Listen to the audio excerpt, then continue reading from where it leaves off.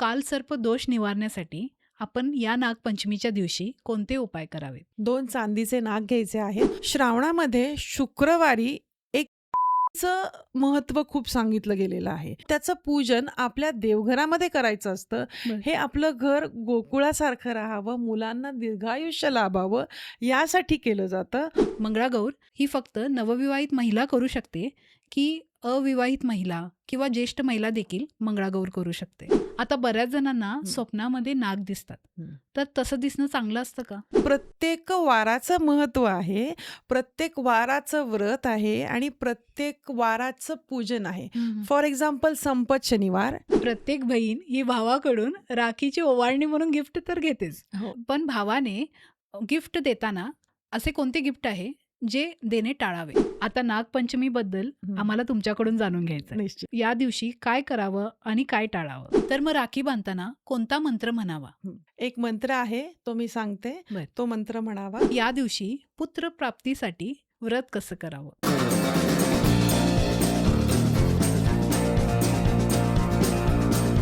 श्रावण महिना आला की आपल्या मोबाईलवरती शेकडो मेसेज येतात. हा मंत्र म्हणा, हे उपाय करा, हे करू नका. अशा बऱ्याच प्रश्नामुळे आपण गोंधळून जातो. काय करावे आणि काय करू नये हेच आपल्याला कळत नाही. आणि म्हणूनच त्यासाठी आज आम्ही एक खास उहापोह घेऊन आलो आहोत, ज्यामध्ये आपण श्रावण महिन्यातील प्रत्येक सणाबद्दल अगदी सोप्या भाषेत माहिती जाणून घेणार आहोत, वास्तुतज्ञ ज्योतिष पंडित स्नेहल वैद्य यांच्याकडून.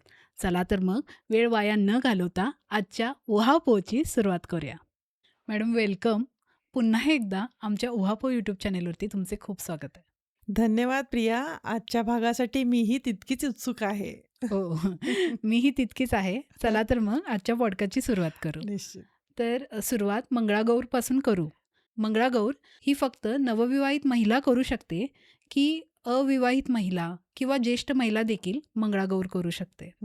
मंगळागौर हे व्रत आहे. हे फक्त नवविवाहिताच करतात. लग्नानंतर 5 वर्ष हे व्रत केलं जातं. याच्यामध्ये काय आहे प्रिया, की अन्नपूर्णेची पूजा आहे. अन्नपूर्णेचं पूजन आहे. मग यासाठी कुठली बंधनं नाही आहेत. अन्नपूर्णेचं पूजन हे लहान मुलींपासून ते वृद्ध स्त्रियांपर्यंत कोणीही करू शकतात. परंतु मंगळागौरी हे व्रत जे आहे, हे फक्त नवविवाहितांनी केले तर त्याचा निश्चित त्यांना फायदा होतो. अच्छा. तर मग मंगळागौरीची पूजा का करतात?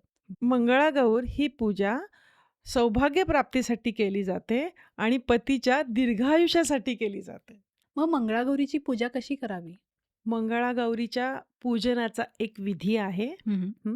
एक चौरंग घ्यायचा आहे. त्यावरती धूत वस्त्र किंवा नवीन वस्त्र स्थापन करायचं आहे. त्यावरती आधी सर्वप्रथम बघ आपण कुठल्याही पूजनाची सुरुवात गणपती बाप्पाच्या पूजनाने करतो. हो.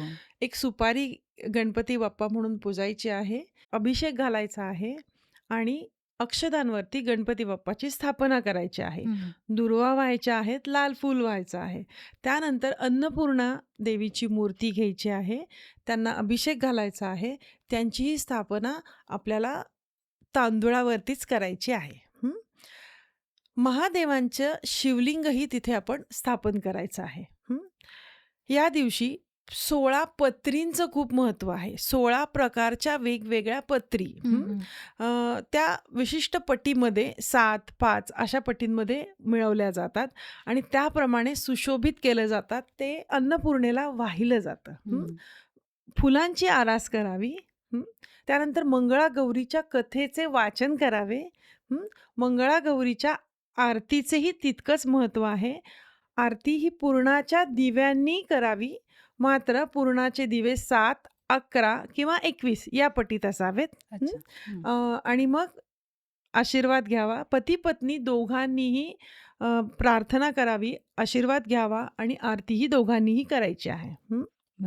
पुरणाच्या पोळीच्या नैवेद्याचे खूप महत्त्व आहे. पुरणपोळीचा नैवेद्य दाखवावा. मंगळागौर ही प्रिया जागवली जाते. हं. त्याचंही खूप महत्त्व आहे. हो. पारंपरिक वस्त्र परिधान केले जातात आणि आपले पारंपरिक काही खेळ आहेत, ते या दिवशी खेळले जातात. ते एक जे वातावरण असतं ना, ते खूप प्रसन्न करणारं असतं आणि हं. खूप प्रफुल्लित असतं. हो ना. यामध्ये कसं असतं, ज्यांच्या लग्नाला 5 वर्ष अजून पूर्ण झालेली नाहीयेत, अशा 5 सवाष्ण हे व्रत एकत्र मिळून करतात. ओके. हं. हं, हं. आणि मग हे पारंपरिक खेळ जे आहेत, हे खेळले जातात. पूर्ण रात्र हे खेळ खेळून, गाणी म्हणून ही जागवली जाते. हं. पतीच्या दीर्घायुष्यासाठी हे व्रत केलं जातं हं. आणि हे अतिशय उत्तम असतं. हे 5 वर्ष तुझं केल्यानंतर 5व्या वर्षी याचं उद्यापन देखील केलं जातं. अच्छा. हां. 5व्या वर्षी जेव्हा तू उद्यापन करतेस, तेव्हा तू तुझ्या आईला वस्त्रदान, हं. अलंकारदान करणं हे खूप महत्वाचं आहे. अच्छा. हं. मुलीच्या आईला. सवाष्णीचं लेणं तू आईला देणं हे खूप महत्वाचं आहे. ओके. हं. पण मी आता ही एक पद्धत सांगितलेली आहे. पण प्रत्येकाने प्रत्येकाची जशी पद्धत आहे त्यानुसार हे व्रत करावं. निश्चित याची प्राप्ती उत्तम होते. या दिवशी पती-पत्नी दोघांनीही उपवास केला तर त्याचा नक्कीच तुम्हाला लाभ मिळतो. अच्छा. दोघांनी केलं तरी चालतं. हो, दोघांनी करावा. हं. तर मग परदेशात राहणाऱ्यांनी मंगळागौर कशी साजरी करावी? हे बघ प्रिया, जसं मी आता तुला पूजनाची विधी सांगितला, ते पूजन तू निश्चित करू शकते. अन्नपूर्णा देवीची मूर्ती ही प्रत्येकाकडे असतेच, हं. बरोबर? हो. अन्नपूर्णेचं महत्त्व खूप सांगितलं गेलेलं आहे. हं. महादेव नसतील किंवा शिवलिंग नसेल, तर आपण वाळूचं किंवा मातीचं शिवलिंग बनवू शकतो. हं. त्या पद्धतीनं ते बनवायचं आहे, त्याचंही पूजन करायचं आहे. मंगलागौरी व्रताची कहाणी वाचायची आहे. हां, नेहमीप्रमाणे तू आरती जशी करते तसं आरती करायची आहे बरोबर. आणि मात्र पुरणाचा नैवेद्य हा कधीच विसरायचा नाहीये. ओके. हं. त्या दिवशी पुरणाचा नैवेद्य आणि पुरणाच्या दिव्यांची आरती हं. हेही करणं गरजेचं आहे. बरं. आता परदेशामध्ये 16 पत्री मिळणे तर शक्य नसतं. हं. तर अशा वेळी काय करावे? तू फुलांनी आरास करू शकते. पत्री जरी नाही हं. मिळाल्या तरी फुलांनी तू निश्चित आरास करू शकते. आणि शेवटी तुला खरं सांगू का प्रिया, मी कुठल्याही तुम्ही व्रताला तुमचा भाव खूप महत्वाचा. हं. आता काही ठिकाणी आता परदेशातलाच आपला विषय चालू आहे, तर तिथे फुलं मिळत नाहीत, पानं मिळत नाहीत. हो ना. तोडण्यास काही ठिकाणी मनाई आहे. मग इथे तू मनोभावे मानसपूजा जसं मी तुला बोलले, मानसपूजा जरी तू केलीस तरीही त्याचा तितकाच लाभ होतो. हं. खरं. आता नागपंचमीबद्दल हं. आम्हाला तुमच्याकडून जाणून घ्यायचं आहे. निश्चित, निश्चित. तर नागपंचमीची पूजा कशी करावी? पूर्वीच्या काळी ना नागाला हं. बायका जायच्या. नागाला म्हणजे कसं, की वारुळाला जायच्या पूजनासाठी. ओके. पण आजकाल ना सिटीमध्ये वारुळच राहिली नाहीत. जागाच राहिली नाहीये. हो ना. कुठे शोधणार आहेस तू वारुळ? वारूळ तर दूरची गोष्ट. दूरचीच गोष्ट, बरोबर. तिथे वारुळाला पूजनासाठी जात होत्या. हळद, कुंकू, दूध व्हायच्या. हं. आणि ना आज नागपंचमीच्या दिवशी लाह्या आणि बत्तासेंचं खूप महत्त्व आहे. लाह्या आणि बत्तासेंचा नैवेद्य नागाला दाखवला जातो आणि दुधाचा. ओके. आता जसं मी म्हटलं तसं आपल्याला वारुळ तर काही कुठे मिळणार नाहीये. पण आजकाल हल्ली नागाची मूर्ती मिळते. हं. जी मातीच्या स्वरूपात असते. हं. त्या मूर्तीचे आपण पूजन करायचे आहे. घरामध्ये शिवलिंगाची स्थापना करायची आहे आधी आणि मग नागदेवतेचं पूजन करायचं आहे. हं. ती मातीचीच असते. हं. ती मूर्ती तू ताम्हनात घेऊन त्याला अभिषेक करू शकत नाहीस. हो ना. मग अशा वेळेस फुलाने पाणी, दूध तू नुसतं शिंपडायचं आहे. म्हणजे ते अभिषेक केल्यासारखं असतं. बरं. त्यानंतर हळद कुंकू व्हायचं आहे. नागाला लाह्या, बत्तासेंचा नैवेद्य दाखवायचा आहे हं. आणि दुधाचा नैवेद्य दाखवायचा आहे. अच्छा. नागाला दूध पाजावे हा उपायांचा एक भाग आहे. हं. हां. पण आता हल्ली नाही कुठे आपल्याला मिळत. पण आपण नैवेद्य निश्चित दाखवू शकतो. हं. मी आत्ता म्हटलं तसं आपला भाव महत्त्वाचा, तो तिथपर्यंत निश्चित पोहोचतो. बरोबर. दुसऱ्या दिवशी ह्या पूजेचं विसर्जन करायचं आहे आणि पूजा ही आपल्याला थोडक्यात नागाची जी मूर्ती आहे ही विसर्जन करायची आहे, ही घरात ठेवायची नाहीये. हं. वाहत्या पाण्यात सोडून द्यायची आहे. तर मग या दिवशी काय करावं आणि काय टाळावं? हां. या दिवशी ना तुला एक गोष्ट माहिती आहे का? या दिवशी कालियामर्दन झालं होतं. अच्छा. हं. श्रीकृष्णाने कालियामर्दन ह्याच दिवशी केलं होतं, म्हणून नागपंचमीचा उत्सव मोठ्या प्रमाणात साजरा केला जातो. कालियामर्दन हे नागपंचमीच्या दिवशीच झाले होते, म्हणून नागाची पूजा या दिवशी करण्याचा प्रघात आहे. अजून एक गोष्ट आहे, ती स्टोरी आहे. तुला माहिती आहे का प्रिया? परीक्षित राजाचा मृत्यू नागाच्या डसण्याने झाला. अच्छा. हां, हे बघून परीक्षिताचा मुलगा हा अतिशय क्रोधित झाला. त्यावेळेस त्याने एक महायज्ञ स्थापन केला. महायज्ञ केला की याच्यामध्ये पृथ्वी तलावरती जेवढे काही सर्प असतील ते येऊन याच्यात मृत्युमुखी पडतील. हां, अशी जेव्हा परिस्थिती आली त्यावेळेस पृथ्वी तलावरचे सर्प सगळे त्या यज्ञकुंडात गेले. त्यानंतर तक्षक नाग ब्रह्माजींकडे जातो आणि तो विचारतो की नागाचं अस्तित्व पूर्णपणे पृथ्वी तलावरचं मिटून जाईल हे जर असं झालं तर. बरोबर. त्यावेळेस ब्रह्मांनी त्याला अमरत्व प्रदान केलेलं आहे आणि हे जे विधी जो चालू होता हा थांबवण्यासाठी एका ऋषींना पृथ्वी तलावर पाठवलं आणि तो जो दिवस होता तो हा नागपंचमीचा दिवस होता. आणि त्या दिवशी त्या ऋषींनी सांगितल्यामुळे, त्याला समजून सांगितल्यामुळे तो जो होम होता तो बंद केला त्याने आणि नागांची जी हत्या होत होती किंवा नाग जे जात होते ते पूर्णपणे बंद झालं. बरोबर. म्हणून याच दिवशी नागपंचमी साजरी केली जाते. अजून एक गोष्ट आहे की या दिवशी एक शेतकरी नांगर चालवत होता त्याच्या शेतामध्ये आणि त्यावेळेस नागाची 3 पिल्लं त्यात मारली गेली. हां, तर मग तेव्हा त्या शेतकऱ्याने प्रायश्चित्त म्हणून नागपंचमीच्या दिवशी नागाचे पूजन केले आहे. तेव्हापासून हे नागाचं पूजनाचं महत्त्व आहे. आणि सर्वात महत्त्वाचं, कोणताही शेतकरी नागपंचमीच्या दिवशी शेत नांगरत नाही. याला हेच कारण आहे. अच्छा. पेरणी करू शकतो पण नांगरणी कोणीच करत नाही. बरोबर.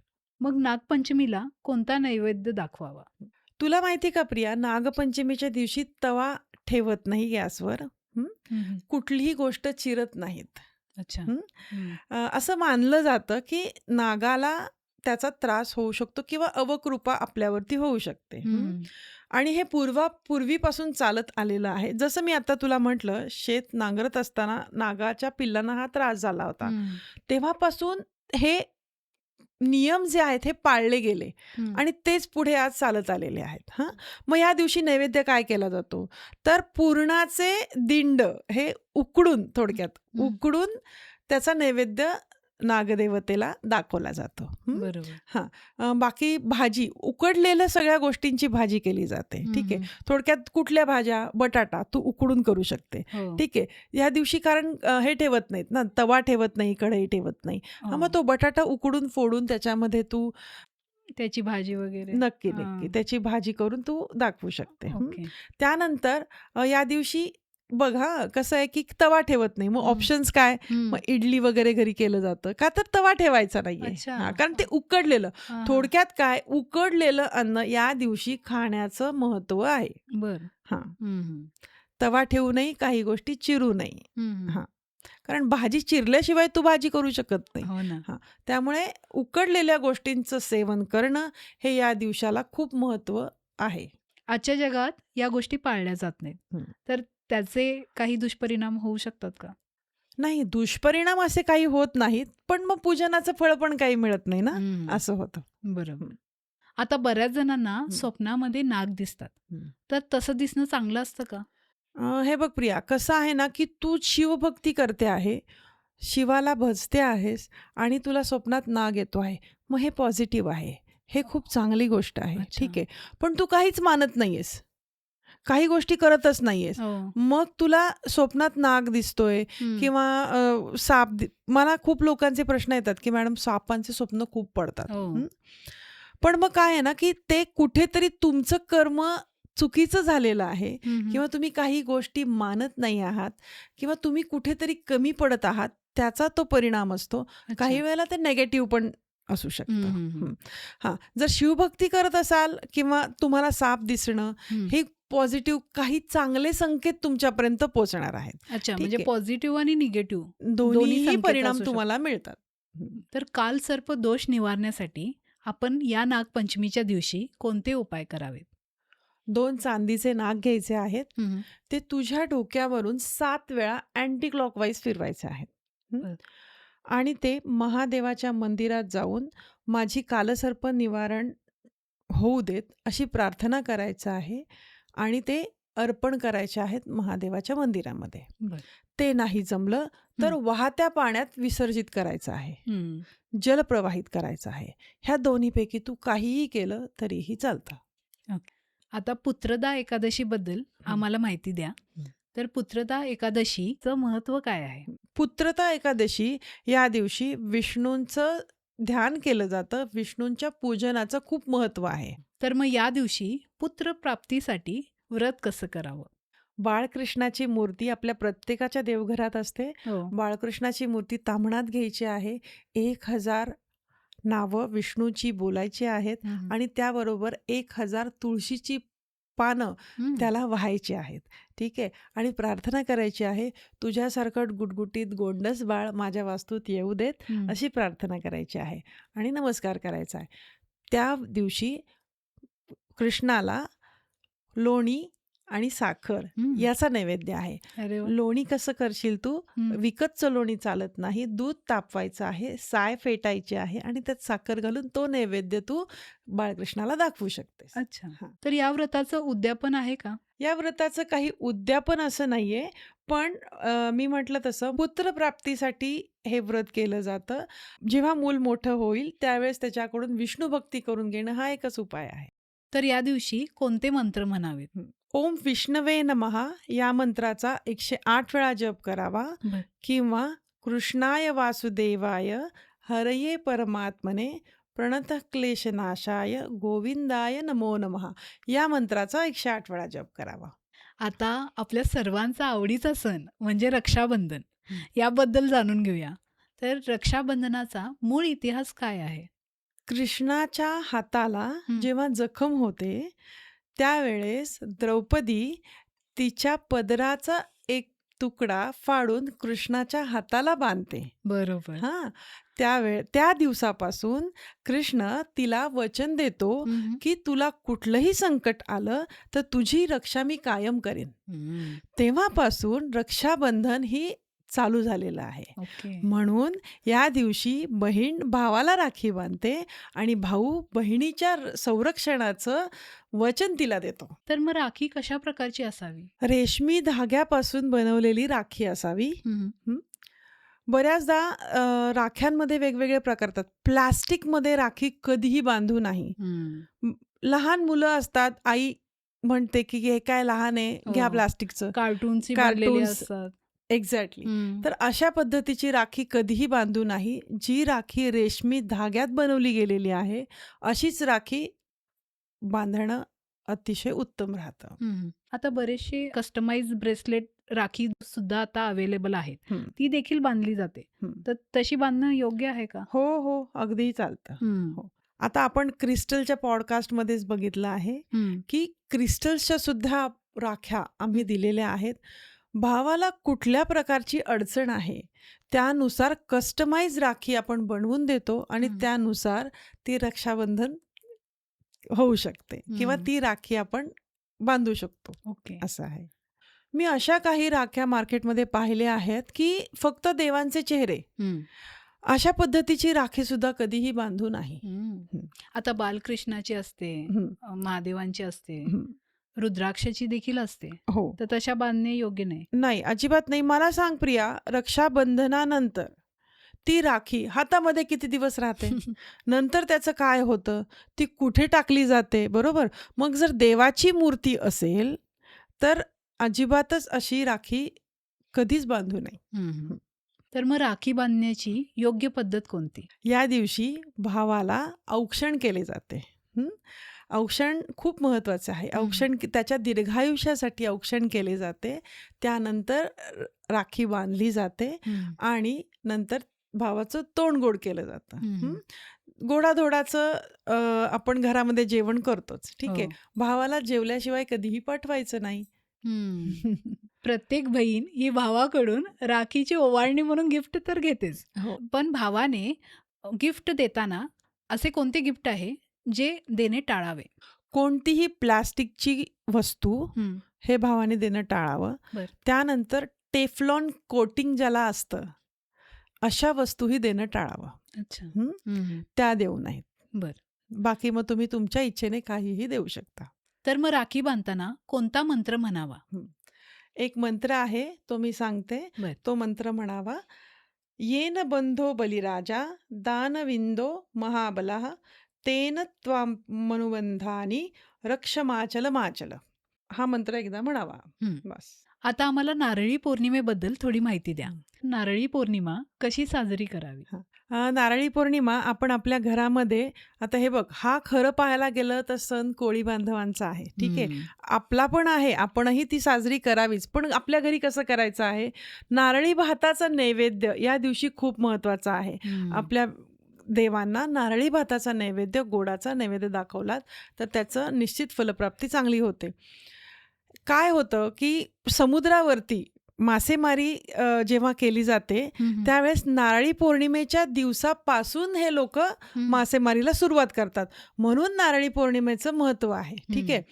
या दिवशी नारळ सोडला जातो समुद्रामध्ये, अर्पण केलं हां. जातं. समुद्राला अर्पण केला जातो आणि मग मासेमारीला सुरुवात केली जाते. हं. या दिवशी पुरण वरण ह्या सगळ्याचा नैवेद्य ते लोक खूप मोठ्या प्रमाणात हा सण साजरा करतात. हं. कारण मासेमारी हा जो त्यांचा व्यवसाय आहे, यासाठी समुद्राला पूजणं हं. हे खूप महत्वाचं आहे. ते या दिवशी पूजलं जातं. हो ना. तर मग नारळी पौर्णिमेला पूजा कशी करावी? समुद्राचे पूजन केले जाते. आपण जसं घरी करतो त्याप्रमाणेच अगदी हळद, कुंकू, फूल आणि नारळ हा अर्पण केला जातो समुद्राला आणि उदबत्ती ओवाळली जाते. कारण वारं इतकं असतं ना की हो. याच्यामुळे दिवा राहणं शक्य नाही, औक्षण करणं शक्य नसतं. हं. मग फक्त नारळ अर्पण केला जातो हं. आणि जसं ज्या दिशेने नारळ जात असतो त्या दिशेनं वारं असतं असा हं. अंदाज ते लोक लावतात. हं. आणि मग त्या दिवशी होड्या समुद्रामध्ये सोडल्या जातात. हो. हां, मासेमारीसाठी. मासेमारीसाठी. हं. नारळी पौर्णिमेच्या आधी काही दिवस मासेमारी होत नाही, हं. कारण तो काळ मास्यांच्या प्रजननाचा काळ मानला जातो.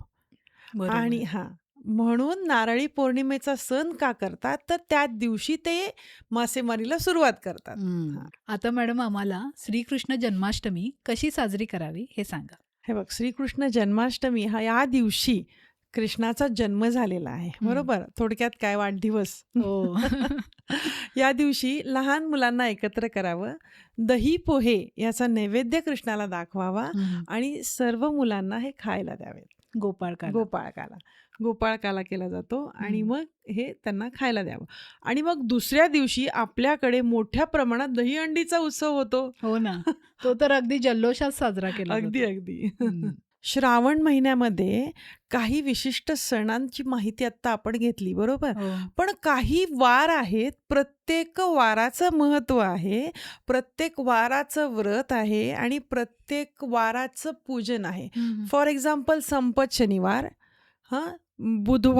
बुधवारची कथा, हं. हे श्रावणचे जे पुस्तक येतं त्याच्यामध्ये सगळ्या वारांच्या कथा आहेत, सगळ्या वारांचं पूजन आहे, कशा पद्धतीनं केलं जातं हे जर तुम्ही वाचून फॉलो केलं आणि केलं तर निश्चित त्याचा तुम्हाला फायदा होतो. श्रावणामध्ये शुक्रवारी एक जिवतीचं महत्त्व खूप सांगितलं गेलेलं आहे. अच्छा. जिवतीचा फोटो मिळतो, त्याचं पूजन आपल्या देवघरामध्ये करायचं असतं. बरं. हे आपलं घर गोकुळासारखं राहावं, मुलांना दीर्घायुष्य लाभावं यासाठी केलं जातं.